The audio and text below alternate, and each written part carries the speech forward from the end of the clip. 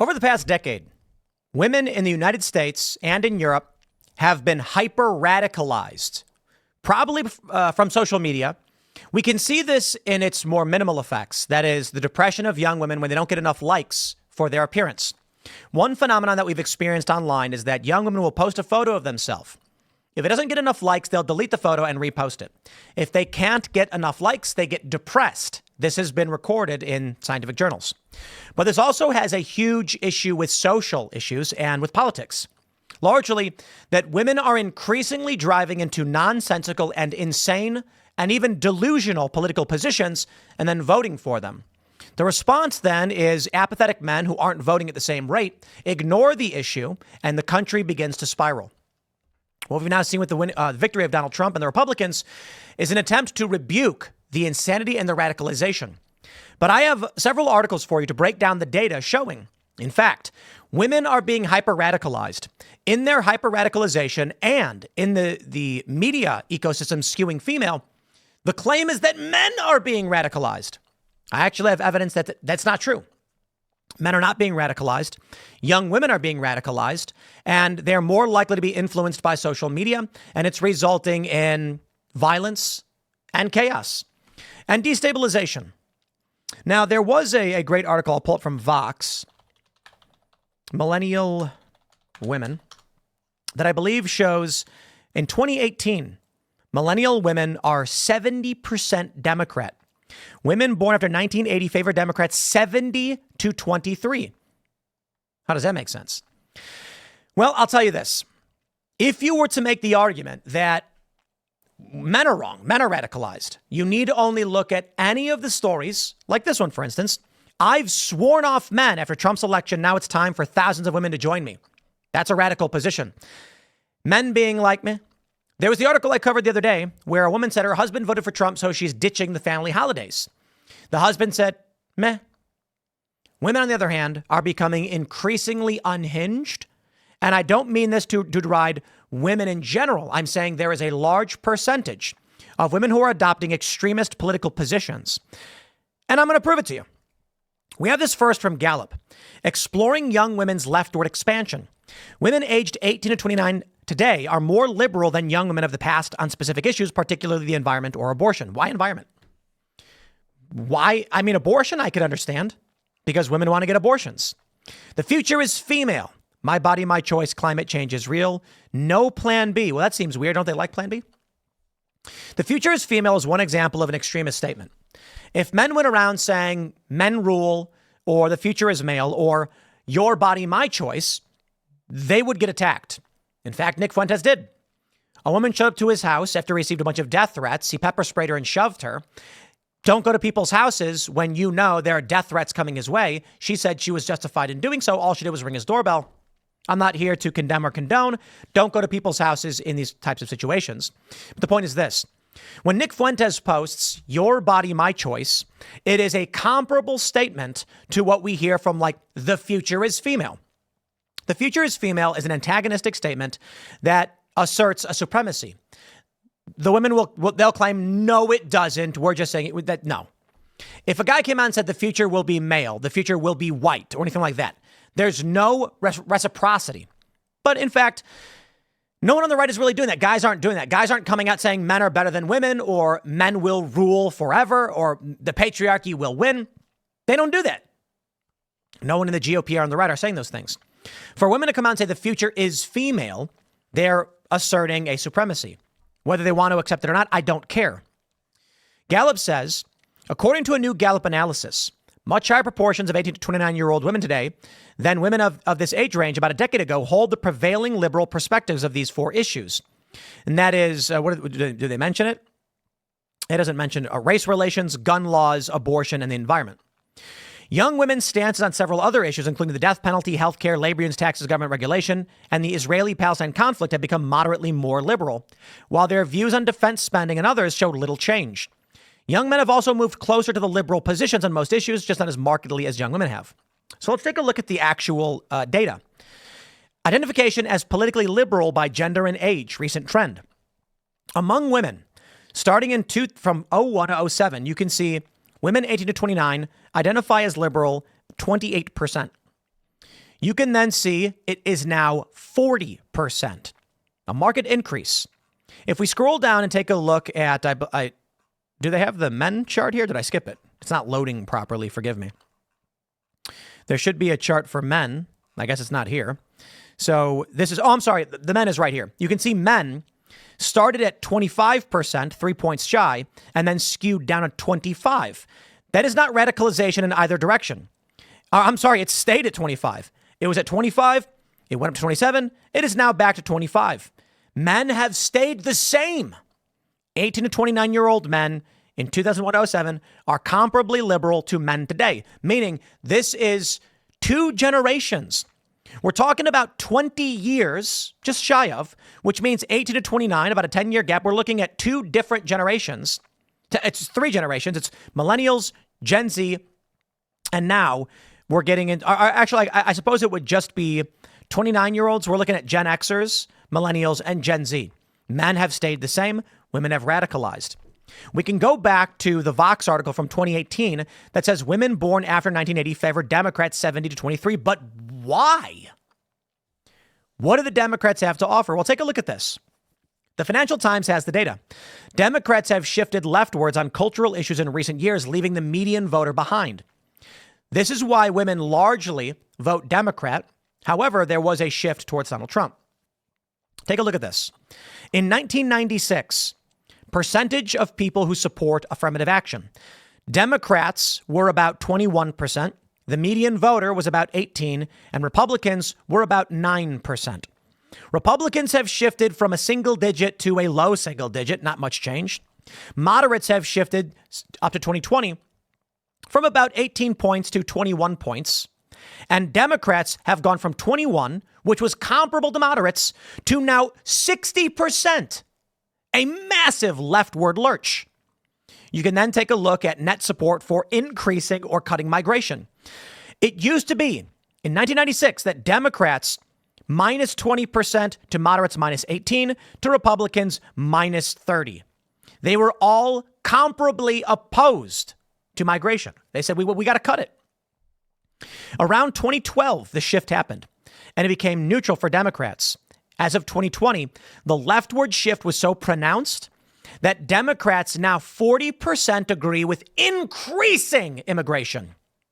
Now, you may be saying, Tim, this is Democrats versus Republicans, but I must inform you once again. Women support Democrats 70%. This is the hyper-radicalization of women in this country. I am not prescribing any solutions or any claims. I'm not saying they should or should not have these views. I'm saying the data shows men have stayed the same and women have hyper-radicalized. Median voters have stayed the same. Republicans have stayed the same. Democrats have gone super far to the left as they've become an increasingly female party. It may be that back in 1996, we can take a look at more data here from the New York Times, tracking 2016, we can see the median party of Europe to the left of the United States. We can see how Democrats shifted beyond even what was median in Europe. Even labor and conservatives in Britain have shifted, but the Republicans have largely stayed the same.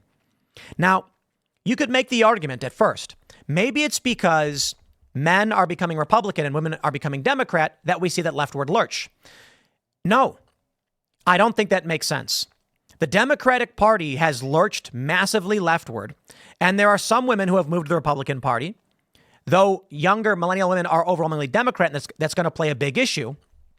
Republicans, if you look at the data on who's a Republican or a Democrat, it's like 55% of young men say that they're Republican, and it's something like 45% of young men, or I think it's 45% of young men. I'm probably getting the data wrong. The point is, when you take a look at the 4B movement, when you take a look at women saying they're swearing off men, that is an extremist radical position. Here, let me read some of this and then I'll explain what this manifests into. She writes, I've come to the conclusion that men can be dangerous. That's why 2 years ago at the age of 34, I chose to disengage from men entirely. To some, it's a radical idea. It's literally radical because males and females pair bond. To me, it's completely natural. This is basically femtau. Females going their own way. Femgtau? And now, after Donald Trump's re-election last week, thousands of women are joining me in this awakening. It's called the 4B movement. It began in South Korea in 2016 as a response to a horrific crime. Indeed, it's not a real thing. The 4B movement is reportedly a couple hundred women posting on social media, and it's not a real thing. Out of this tragedy, they say blah, blah, blah. It's the 4 no's. No heterosexual sex, no marriage, no children, no relationships. She says, I discovered 4B in 2022. At the time, I was in a state of transformation as my business was taking off, and I experienced typical questions that come with massive change. What do I want?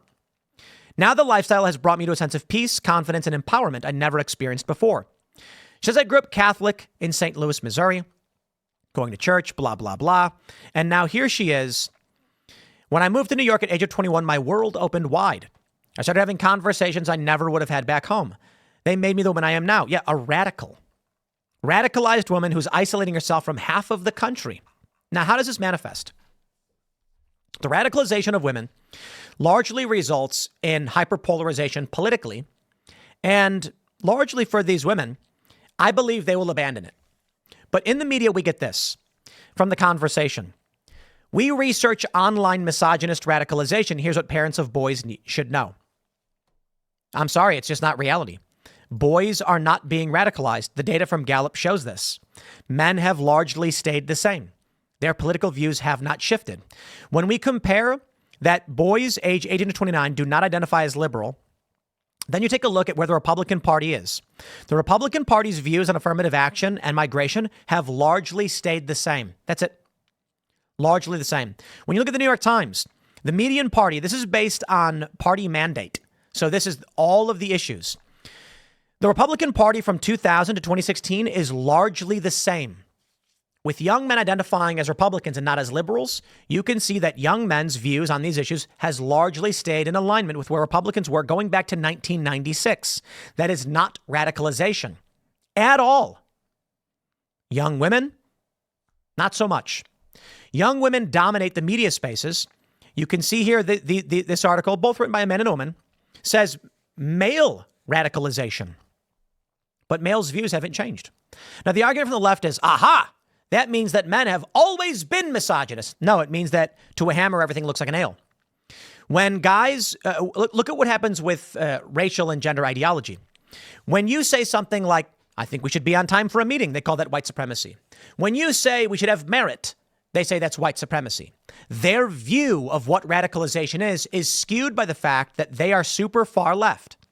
It's like the meme Colin Wright made, where I'm a liberal, and then the left goes so far left that to them, they're like, look how far away those guys are. They're the far right. The way I've explained it before Colin Wright's meme was, you've got me standing in the middle. When the left looks to their right, they see me and then Republicans waving flags behind them. Actually, the way I explain it is this.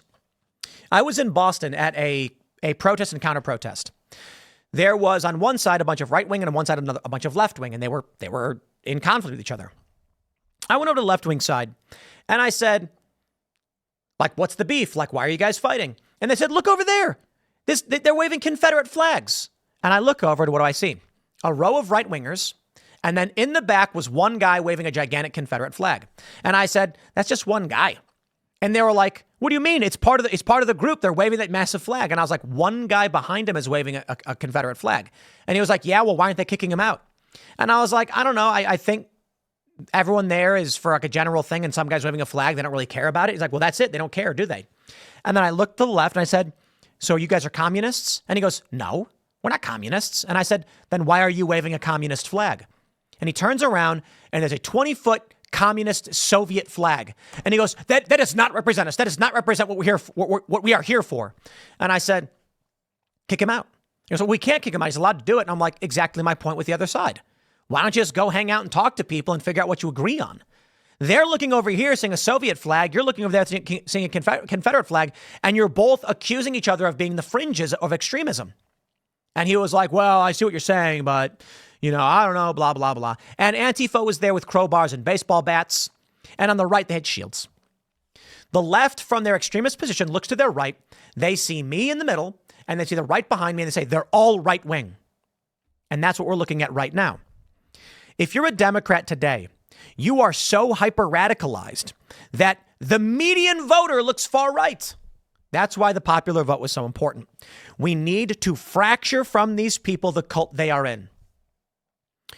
You know, what we've learned since Trump won, MSNBC and CNN have been bleeding viewers. Their ratings are collapsing to the worst in 25 years. It's crazy. Meanwhile, my views are going through the roof. Timcast IRL hit some of its biggest peak numbers for a single week, cracking 160,000, not our highest, but high, and reaching a consistent 90K concurrent viewers and 600K viewers per day overnight, just on YouTube alone. Whereas before the election, we had averaged 350 to 400. We're now averaging something like 600. It's kind of wild. And I think what happens is there are a lot of people who do not agree with Democrats. They just think Democrats are the default. They've learned a hard lesson by seeing graphs like this. You're extremists. You are following radicals off a cliff, and we've been warning you for 6 years. I mean, even right now, my favorite thing, I was looking up Wikipedia. They say that Newsweek is no longer reliable, but Gizmodo is. Newsweek's a long-standing news publication with a news team that goes middle of the road. Sometimes they're bad, sometimes they're good. Gizmodo is a literal leftist activist blog. That's all it is. They don't have any real reporters. It's a blog, but it's reliable. Wikipedia is just a scribblings now of leftist activists. It's been for a while, but now that's like sealing the deal. You need to wake up, people. I am not telling you to abandon what you think is right or what is wrong. I am not telling you to stop watching the shows you watch. I'm saying you need to realize where you are in the data. Democrats are looking at moderates and Republicans and saying, you're radicalized. Look at your leftward lurch. From 2012 to 2016, look at the massive shift over 4 years for Democrats supporting affirmative action. That's not normal. That's radicalization, which means a position shifted dramatically in a short period of time away from the median. That is a radical position. And now women are saying they're not going to engage men anymore. That is an extremist, deluded, delusional position. She says, men flood my inbox with abuse, call me fat and ugly, say men don't want me anyway because you're 36, you are washed up, or that I'm a single cat lady, as if that's some groundbreaking insult. They've leaked my personal information. Some men did. You know what the fascinating thing is here? This is the reality of life. Men created a society to protect women. That is not my opinion. That's a fact. Gender roles emerged out of the requirement that women survive. Men don't need to. If you have 100 men and 100 women in a tribe and 99 men die, it'll be rough. But that civilization can survive because women can create people. You only need one guy, but you need every woman. If you have the same situation and 99 women die, society collapses. 100 men cannot repopulate their civilization. It will perhaps survive, but it'll be crippled, as there can only be one human created every 9 months, and it is a strenuous act. It's tough. This is why women were overprotected throughout human history. It's evolution. Evolutionary biologists will tell you this. I'm not saying this to disparage women. It's a fact. So the gender roles were created where women would be protected, largely from other men too, violent men who didn't care. These women are now experiencing the Wild West of the internet, and they're freaking out because they don't like it. They don't like the fact that the world is actually unsafe, and men are the ones who are largely the protectors and perpetrators of a lot of the aggression on the planet, if not most of it. But this is a reality for people who pay attention, and it's not for these women who have lived in a bubble their whole lives. Society was safe. We lived in a golden age. We had limited war. We had cheap gas. You didn't have to do much work. Let's take a pause. I challenge this woman to actually swear off men. And that is, any industry that is dominated by men, say like the oil industry, don't use those products. The reality is she's suckling the teat of men, and she will never stop. Men work the petroleum engineer jobs, 90 some odd percent, 99%, I think it is, 95. Would this woman survive on her own in the middle of the woods? Most men wouldn't. Would 10 women survive on their own in the middle of the woods? Most men wouldn't. But unfortunately, I tell you this, If you took 10 men and put them in the middle of the woods, they'd likely survive. And then they would grow old and die, and that would be the end of existence. If you put 10 women in the middle of the woods with nothing, they would not last nearly as long as the men. They would die. But if you put men and women together, as humans are, the men will produce a stable food supply. If they're a successful tribe, not every human tribe is successful. The women will create more life, something men cannot do. And the men will protect them with their lives. And society will continue to grow because men and women need each other to work together. Men can lift heavy rocks, but they can't create humans. Women have a harder time lifting heavy rocks, but they can make life. I saw this video. You've probably seen it. And it's two 16-year-old farm boys versus two female power lifters. And they do tug of war and like rolling tires. And of course, the 16-year-old boys win. And the funny thing about that is, I don't need to watch that. That's stupid. Okay, have a life-creating contest. Yeah, the guys are going to lose. See, the women can at least lift things. They can also make life. Men can lift things better than women, but they can't. So I'll put it this way. Men may be the best at physical sports, but they're the worst at making people. Women are slightly below average relative to men in sports, but they can still do sports. And they can also create life. That's why women are more important. And men who get mad about it and complain about it and say it's unfair, cry more. That's the reality of nature. The issue is women who should be celebrated for this ability and protected and cherished are raised as men. And they're told to ignore this, and it's something to be disdained. And it's kind of crazy if you ask me. Right now, what we're seeing politically is what we've seen in many different mass movements. This is, let me pull up this image. Look at this. The sharp shift in leaned partisanship is not, look at this. Millennial men have stayed the same. Millennial women, men have skewed down slightly into 2017, a little bit, but women jumped massively. Men are staying just about the same politically, even as they age and new generations step in, and women are being radicalized. I think it was Steve Bannon who said, when the women rise up, you get a revolution. Take for it what you will. That's just it. I'll leave it there. I don't know if we're going to have any more segments this weekend, but I'll wrap it up. Smash the like button, share the show with everyone you know. Follow me on X and Instagram at Timcast, and we'll see you all soon.